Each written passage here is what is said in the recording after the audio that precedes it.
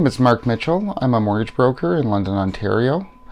The spring market is upon us, and as such, so is mortgage pre-approval season. So I've been getting quite a few calls lately asking for mortgage pre-approvals, and people are wondering what they need to be ready for their mortgage.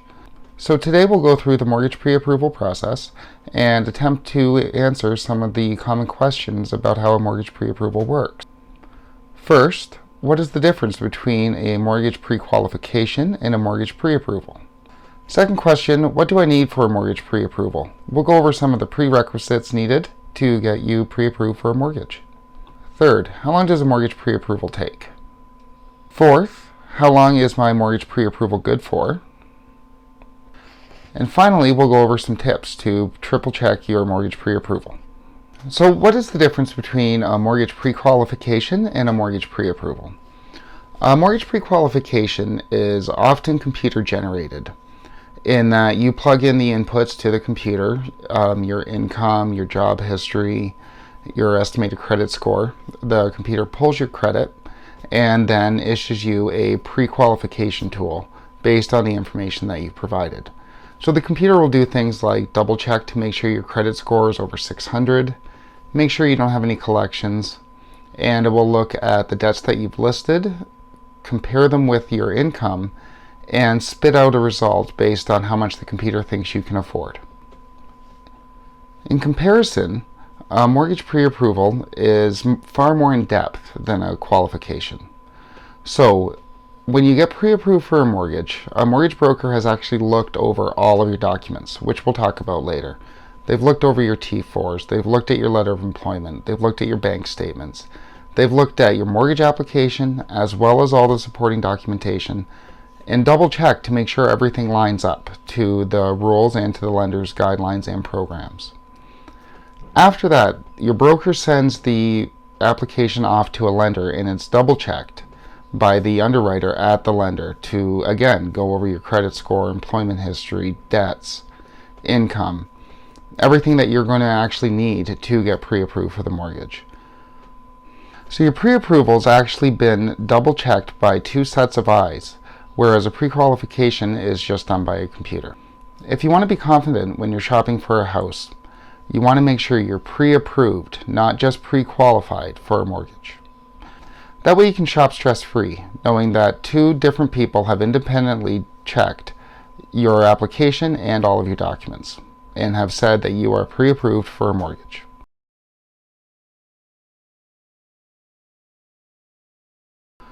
So what do you need to get pre-approved for a mortgage? What kind of documents do you want to have handy? First and foremost, you need your last 2 years T4s. That's going to allow your mortgage broker to go over the amount of income that you've had for the past 2 years and use that as a basis to qualify for your mortgage. With that said, although the last 2 years T4s are most important and work in almost every situation, if you're nearing the end of the year, we can always try to use your end of year pay stub or your most recent pay stub in, say, November or December, and compare that with your previous year's T4s. Second, you're going to want to have your letter of employment issued by your Human Resources Department ready for your mortgage broker when you apply for a pre-approval. Your letter of employment is going to be dated recently. It needs to be within the last 30 days. It's going to have your position listed at your employer. It's going to list whether or not you're salary or hourly. It's going to list the basis of compensation, whether or not you are paid guaranteed hours, if the hours fluctuate, or if you have a salary. And finally, it's going to have a phone number ready for the lender to call and confirm your employment with your employer.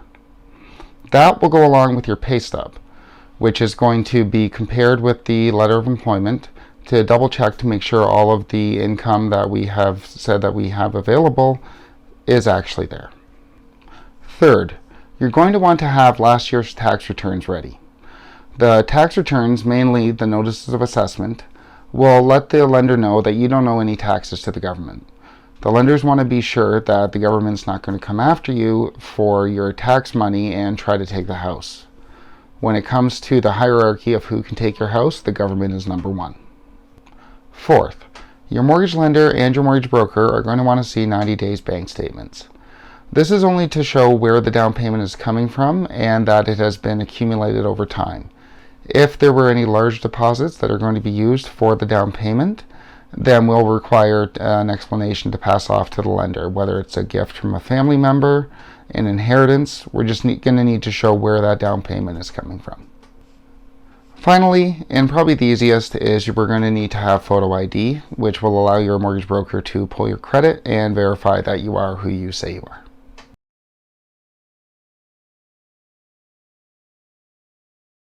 So how long does it take to get a pre-approval letter? If all of those documents are ready and no clarification is needed, there's no inconsistencies, you can usually figure on about 48 hours to have actually paperwork in hand. Sometimes I've been able to get pre-approvals issued within 4 hours application, but during times like in the spring market when it's really busy, the lenders do get a little bit overwhelmed and it can take up to about 48 hours. So how long is your pre-approval good for? Pre-approvals in general are good for 120 days.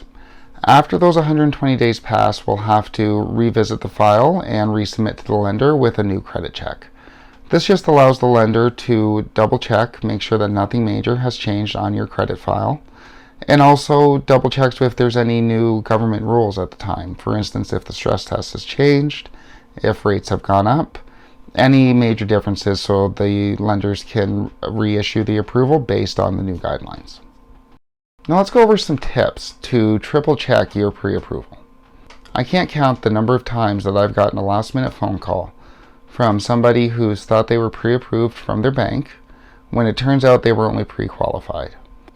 So in many cases, people have applied to their bank for a mortgage pre-approval, went out and bought a house, unfortunately without conditions, and close to the last minute, the bank rescinds the pre-approval once they've looked over all the documents.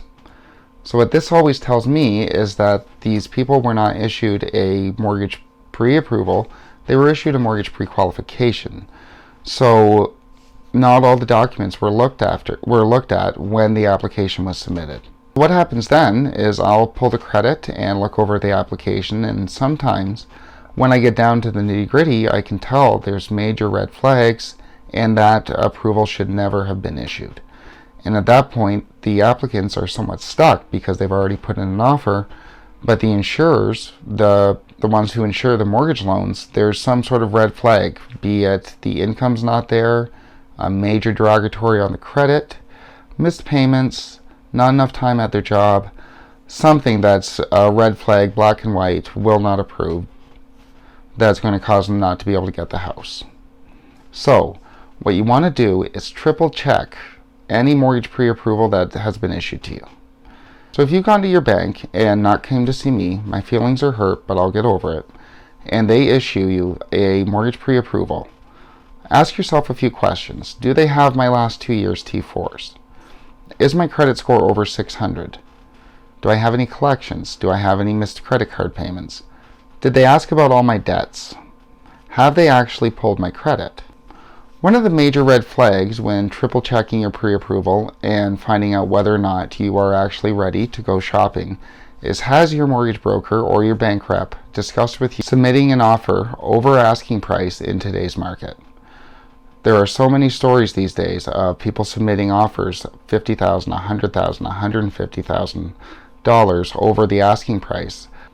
However, when you go to get financed, there's some real problems surrounding over-ask offers that if they haven't been discussed with you, your mortgage broker or your bank rep have not done a thorough mortgage approval application with. So, we've gone over the difference between a mortgage pre-approval and a mortgage pre-qualification. We've gone over all of the documents that you're going to need for sure when you apply for a mortgage pre-approval. We've talked about how long it takes to get pre-approved for a mortgage and how long a mortgage pre-approval is good for. We've also talked about how best to be your own underwriter. Double check and make sure that your bank or broker has gone over everything.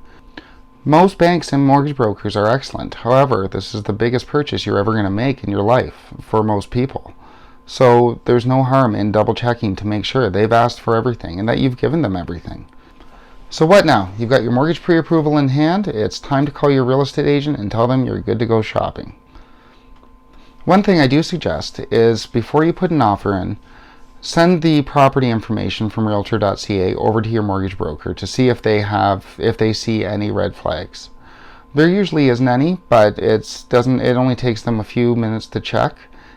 If there are any issues, like the house is falling down or missing a roof, the mortgage broker will tell you, look, that's a red flag. We're going to need to double check with the lender to see if they're willing to take on the risk of this property. If you like this video and want to hear more tips as the spring market progresses, please do like and subscribe.